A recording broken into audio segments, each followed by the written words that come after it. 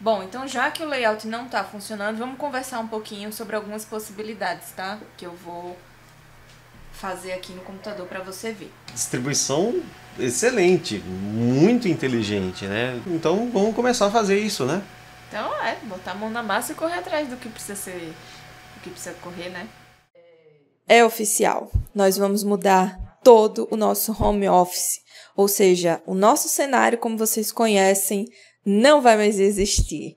Por um lado é uma pena, mas por outro realmente era uma mudança necessária.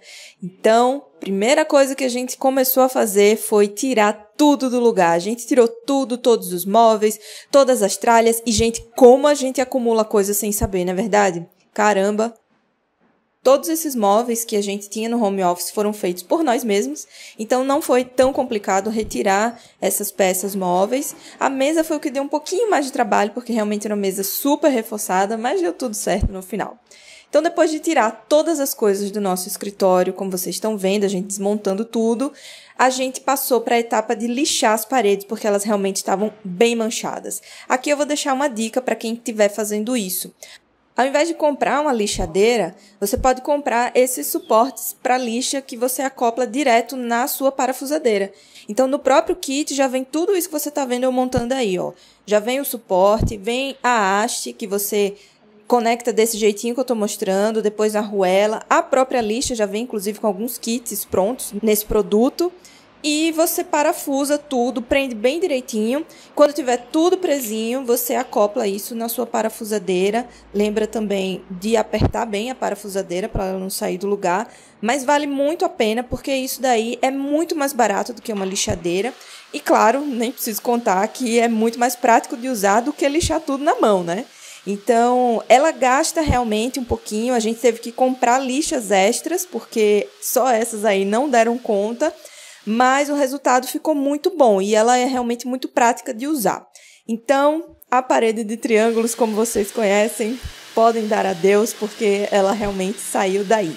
A gente escolheu algumas cores da Sherwin-Williams e aqui uma dica, toda vez que você vira esse pezinho nesses leques de cores, significa que a tinta precisa de um primer antes de ser aplicada na parede. Aqui eu estou mostrando para você a aplicação do primer, esse primer é o P1, e ele se aplica exatamente como uma tinta comum. Você vai diluir conforme as instruções da embalagem, dilui com água mesmo. E aí você começa a aplicar na parede usando um pincel, pintando todas as bordas da sua parede, tá?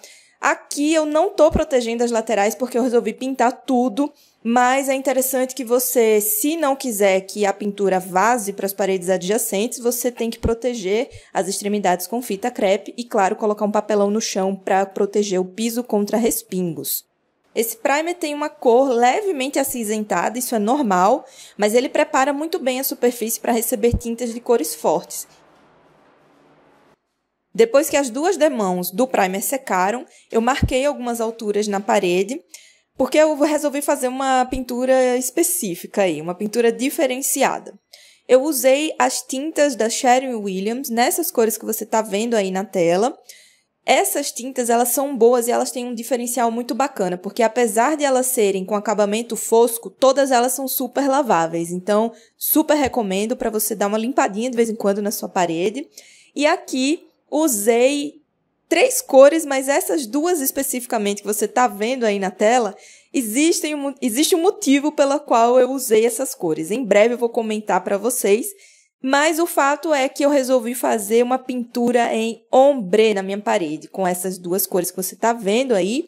E vou dar algumas dicas agora, caso você também queira fazer esse efeito na sua casa. Primeiro você aplica a tinta comum mesmo, normal, diluída em água, sem maiores mistérios.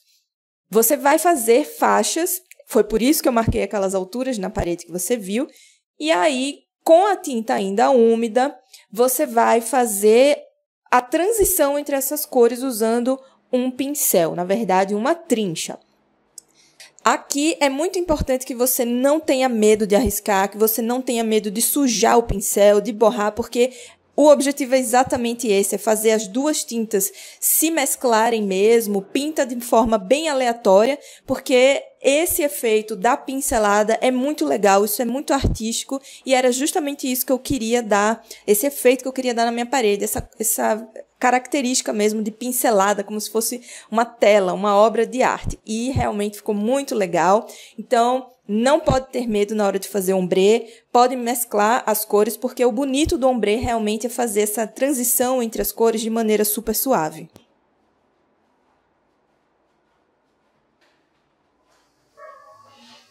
Olha, ficou muito bom. Tá ótimo mesmo. Parabéns, viu?